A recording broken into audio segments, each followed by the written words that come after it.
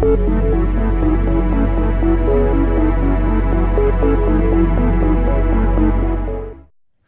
listening to Executive Leaders Radio, broadcast from the law offices of Obermayer, the law firm here in Philadelphia. This is your host, Herb Cohen, with my co-host, Peter Snelling, Merrill Lynch, Andrew Hanlon, Denise Lance, Attentive Health, Shannon Lane, Newmark Knight Frank, Matthew Shapiro, Obermayer, and David DeStefano, Exude. And we have a great lineup of guests for you on our show today. Peter, please give us the rundown. Sure, Herb, we have Matthew Vanfossen, CEO of Absolute Home Mortgage, Tom Lawton and Bill Chesterson, President and CEO of Tesco. We have Sean Patrick O'Brien, CEO of Genomine, and Joan Francie, founder and CEO of AdMed. Let's get to know our first guest, Matthew Vanfossen, CEO of Absolute Home Mortgage. Matthew, what is Absolute Home Mortgage? What are you guys doing? Absolute Home Mortgage is a residential mortgage lender operating in 13 states. All righty. And how large or how small is this organization? Currently have about 225 employees. And where are you from originally? Marlboro, New Jersey. And where are you, how many brothers and sisters, and where are you in the pecking order? So I have two sisters and one brother. I'm the youngest of four. Youngest of four. And tell us, how young were you when you started making money? About 12, 13 years old. And what were you doing? I was working at a paintball store. How'd you get involved with that paintball store? Walked in, bought my first paintball marker, fell in love with the sport, and went back and asked the owner for a job. Mm-hmm. And I understand at 15 you got involved with business. Tell us about that. Yeah, I opened a IT company fixing computers with my best friend. How'd you get involved with IT stuff?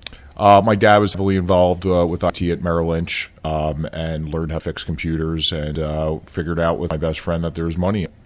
Okay, I see. All right, Drew. Matthew, you're pretty motivated at a young age to work. Why did you want to work? I like growing up. I didn't really have a need for anything, but I did like some materialistic stuff growing up. I always wanted to not ask my parents to buy me something. I felt better to buy it myself. So, that was really important at a young age to me. And what did you learn, at 12 or 13 working in the paintball store that you can bring to work every day today? It taught me my natural sales ability, how to communicate general aspects of running a business, inventories, controls. More than anything, I took sales from it. Denise?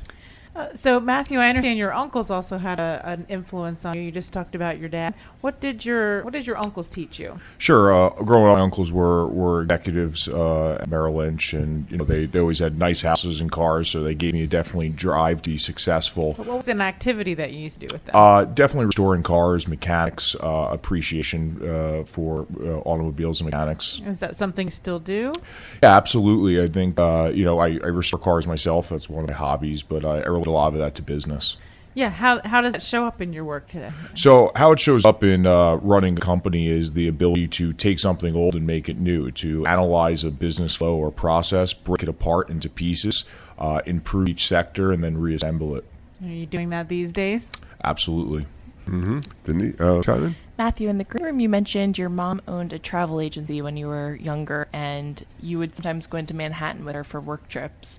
And now in every single one of your offices you have a flat iron picture. What does that picture mean to you? So when we travel into the city together and I watch her run her business and watch the business grow, we'd walk past that building every day. And why that image resonates with me and why I keep it in the offices is because it reminds me of growth of a business and remind me of where businesses have to come and where they have to go, and that it also takes time. And what did you learn from your mom that you bring with you to work every day? Definitely my entrepreneurial spirit and my drive. Mm-hmm. Matt, you said you're the youngest of four. What's the spread between you and your oldest sibling? 12 years. And if I understood, your siblings aren't driven like you to run businesses, right? So what is it that made you different? Probably guidance. I think each one of us has taken a special component from our parents. I might have got an entrepreneurial component of my mom, but each one of us takes our own unique special trait. It's not that they're not driven. They're very successful individuals, but I'm the only one that's self-employed. Mm-hmm. David? So, Matthew, you described the American dream as being self-employed, right? And you call yourself an entrepreneur.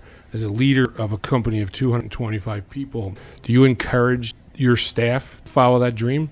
Absolutely. We encourage every staff member at Absolute to share in that dream and that spirit. How do you do that? Through understanding of what they want in their career and what they want in lives, what's important to each employee, and the CEO's ability to understand that to put them on the right career path. So, what do you find to be your biggest challenge balancing entrepreneurship and a CEO role?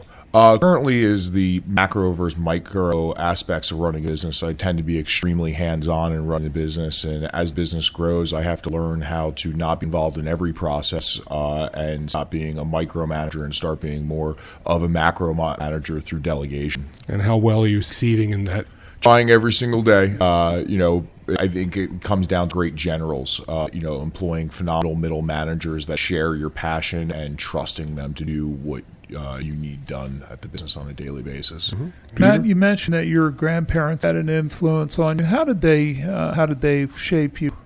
Yeah, absolutely. My grandparents taught me family, love, compassion, the importance of caring, the importance of separating and having a personal life versus a work life, but also resonating that family aspect into a business. I think that sometimes you work with some of your coworkers and you spend more time with them than the family itself, so there's a lot of crossover there, and that you maintain two families.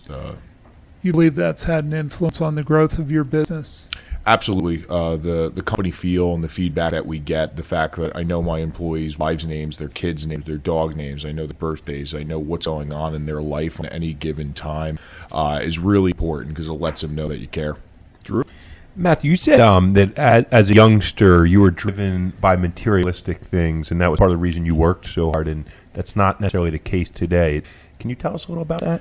I think that's a tribute to success. You have this vision, this mindset growing up of who you want to be, and you're fighting so hard over time to achieve those goals. And then once you achieve them, sometimes you think that it's going to be one thing, and you find out that what's really important to you is not the material aspects of success, but more the personal aspects of doing what you love, helping people, caring for people, and as you grow as an individual, that becomes more and more apparent, not the material. Matthew, are you married or single? I'm currently engaged. Why now? Why now? Well, it's funny. Growing up, I was always ahead of all of my friends in employment and in my career. And building my business through my 20s, I now found as I got into my 30s, I'm behind everybody. I'm 5 years behind getting married and 5 years behind having kids and stuff like that. But that I was focused on growing my business in my 20s. I spent a decade growing the company. Congratulations. Thank you. I'm having a vision of you at 15 years old doing your computer consulting. Were you selling to kids or to grown-ups? We sold to kids that got viruses on their computer and had the parents paid us to get them off. And did you have to interact with the parents to do that? Absolutely. And how were you able to do that as a teenager?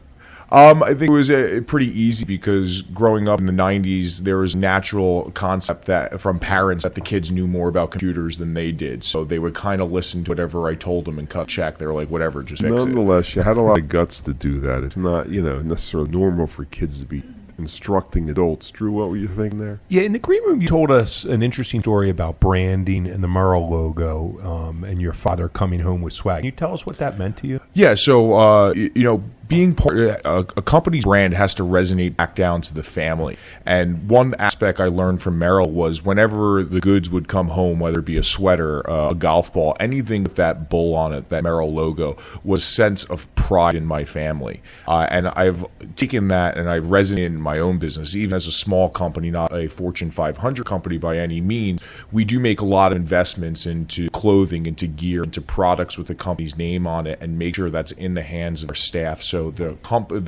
each employee's family feel pride in the entity. And what do you hope that logo means to your workers?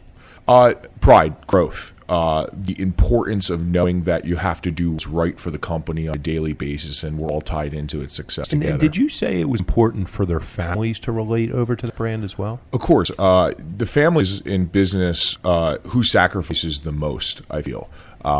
Personal time is often put to the side, and the family's understanding how important that brand is and how important that job is to the family's success and growth is really important. So we like to get the families involved in the brand of the company. I get the sense that you've got this competitive thing going on, but it's competitive amongst yourself first. You have to prove things to yourself first. Is that true? Of course. You have to set goals and you have to achieve them, surpass them on a daily basis. Challenging yourself is the most difficult thing to do. David, And what do you have to. think there, David? How would your employees describe you? That's a great question. We've gotten some definitely different responses, but most of anything is... Wait. You actually ask them? I have not directly asked them. Other team members in our marketing department has done video spots asking what they think of me. Oh, I got you. That's And it was what's the mainly answer? humorous videos. what is the but website address of Absolute Home Mortgage? ahmcloans.com. Let me have that one more time, please. ahmcloans.com. I'm speaking with Matthew Vanfossen, CEO of Absolute Home Mortgage. We'll be back in a moment right after this business spotlight.